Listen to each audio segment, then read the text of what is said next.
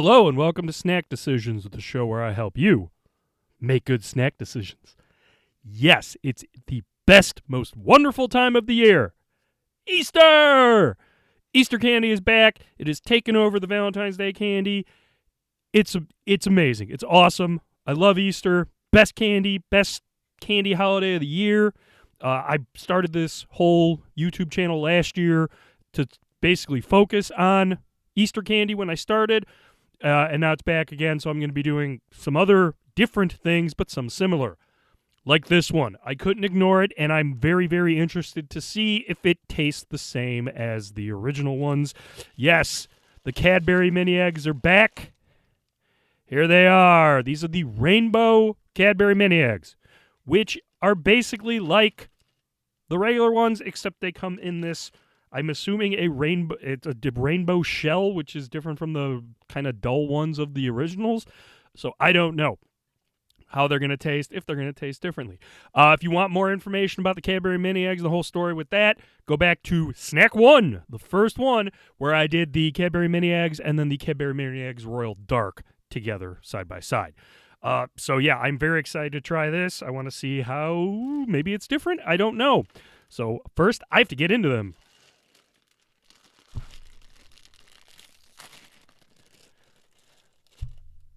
I brought scissors just in case. That was surprisingly not difficult. And it ripped fairly easily. There's the rip. It is honestly perfect almost. But again, there's no sealant. There's no wrapping thing that covers it up to keep them fresh. In my house, they don't last long. I just destroy them and eat them. So it's kind of a little odd little combination there. I'm going to give the packaging a 2. Okay, this one was easier to open. It almost reached a 3 with how easy it was to open. I think the other ones last year were a little bit more difficult and may have gotten a 1, probably a 2. But yeah, it's a 2. It's like a normal bag of candy, honestly. It's fine. Whatever. So yeah, these come in more Easter-like colors, pastels, if you will. It seems like 4 different colors, at least from the pour I got. I'll do 2 at a time, so it's not taking a ton of time up. I'll do 1 at a time. There's red, green, blue, and yellow. I believe those are the only 4. Maybe there's an orange in here. Oh, there is an orange. Oh, there's 5. I found an orange. I just didn't draw it. There's orange. So yeah, the regular mini eggs are more of like a pastel, like a light pastel colors with pinks and light blues and things like that. Not like I'm looking. But yeah, these have a more rainbow quality to them. I'm honestly wondering if the shell is causing a different taste variations. So I'm going to try that. I'm going to try a couple different ones, and after the swipe, I'm going to let you know how it tastes. As I suspected, the shell color has no bearing on the taste. They all taste the same. It's not like red has a cherry or blue has some blueberry or lime and lemon or anything like that, or even hints of it.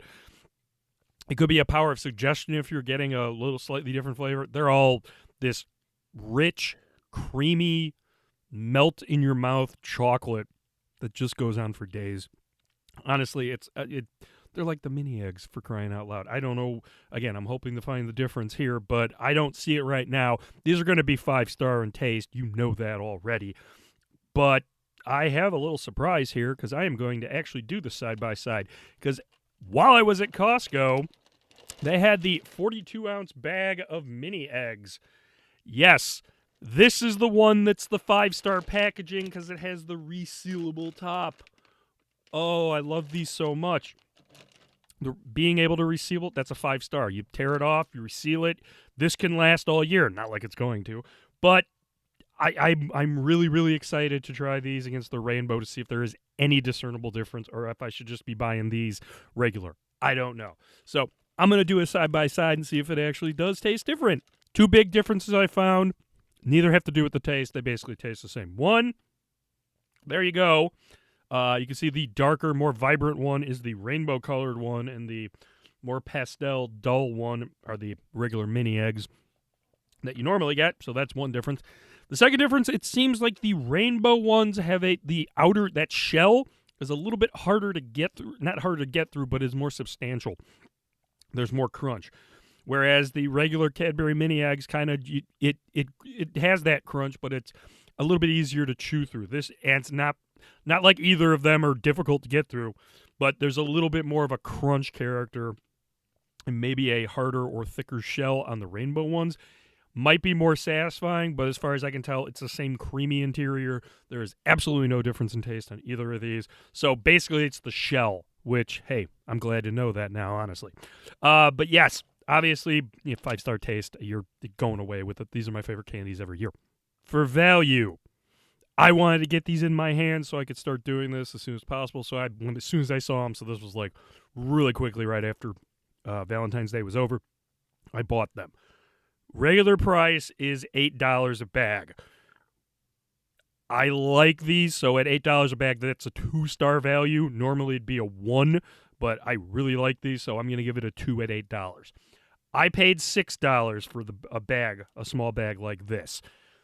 That probably puts it in the 2-star range.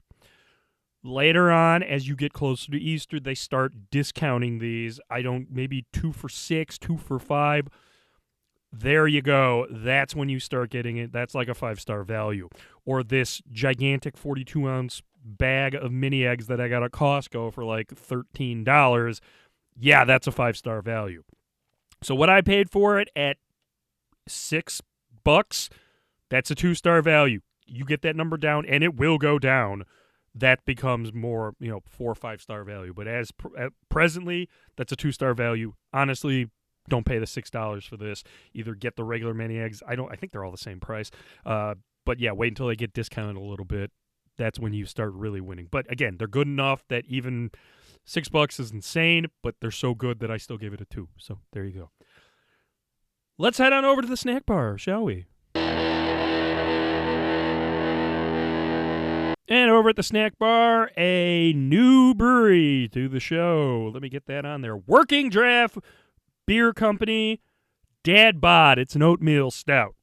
Working Draft is out of Madison, Wisconsin, and it opened in 2018.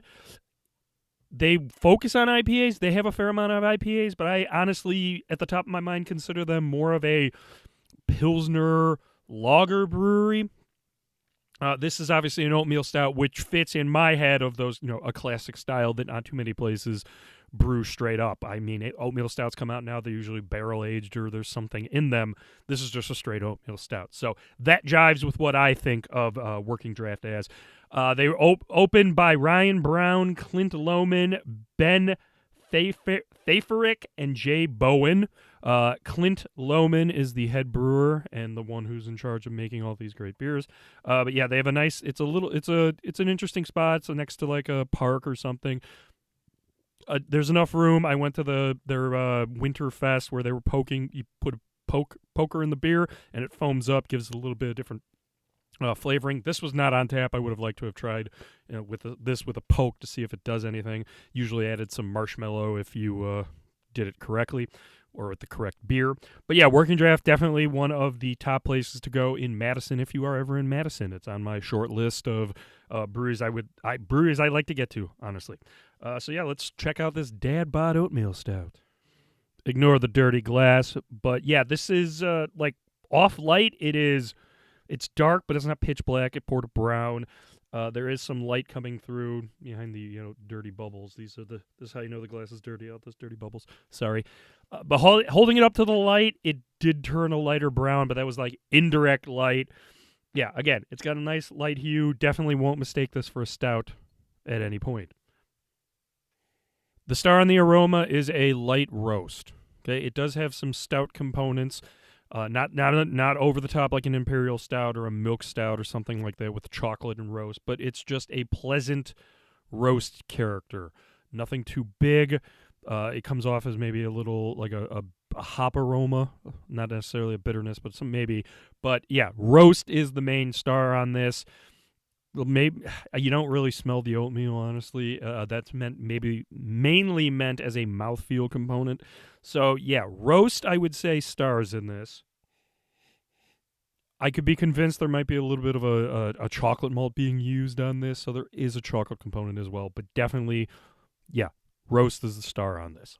Let's see if it tastes like that.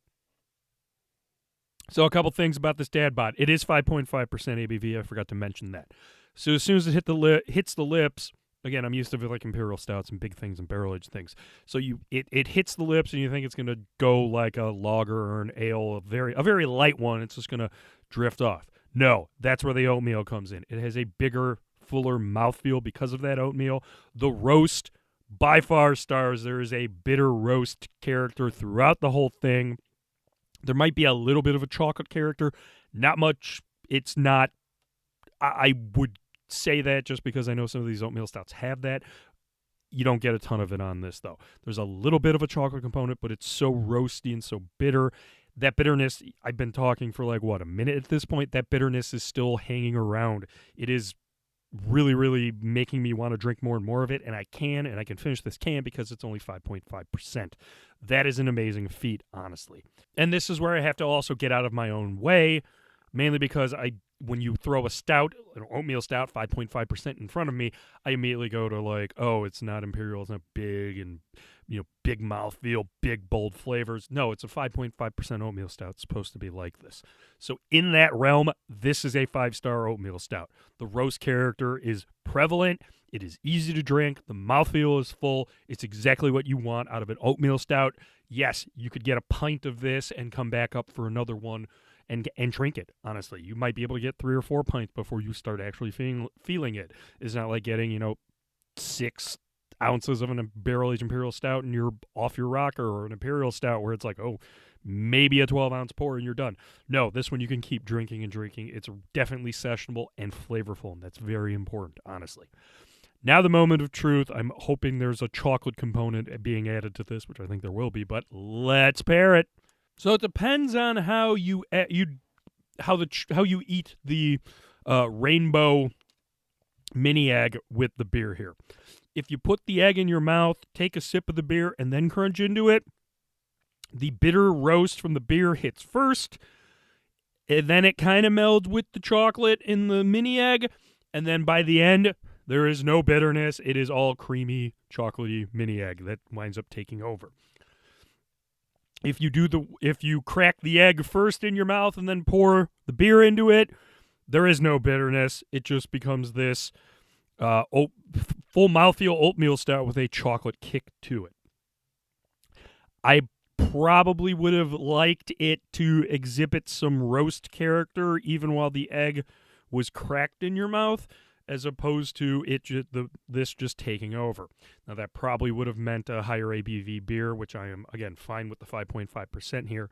But for something this powerful, not the ideal pairing, but it does work well, because when that milk chocolate or that chocolate cream or whatever it is hits, the beer combines with it well. It doesn't it kind of gets out of the way a little bit, but it does hold up to it. Again, I wish the roast bitterness was there as well, so you get this chocolate mocha coffee thing going on. But you can accomplish that by not cracking the egg while you sip the beer and then crack it. So that there is an option to do that. That being said, the pairing gets 4 stars. It's good. It's not the best it could be, honestly. Well, I hope you enjoyed the first Easter candy of the season. I got at least 3 more. Probably a stop there because I don't want this thing to be a whole year-long Easter celebration. But yeah, this is my favorite time, so I'm very excited to try all of these. Like, subscribe, follow, shoot me an email, snackdecisions@gmail.com if you see anything out there, particularly Easter dots. Yeah, I want to know if there's Easter dots. I only see springtime dots. So yeah, drop me a line if you see Easter dots anywhere. I am looking for them. I would like to put them on if I could. But yeah, come back next week. More Easter stuff. Awesome. Until then, make good snack decisions.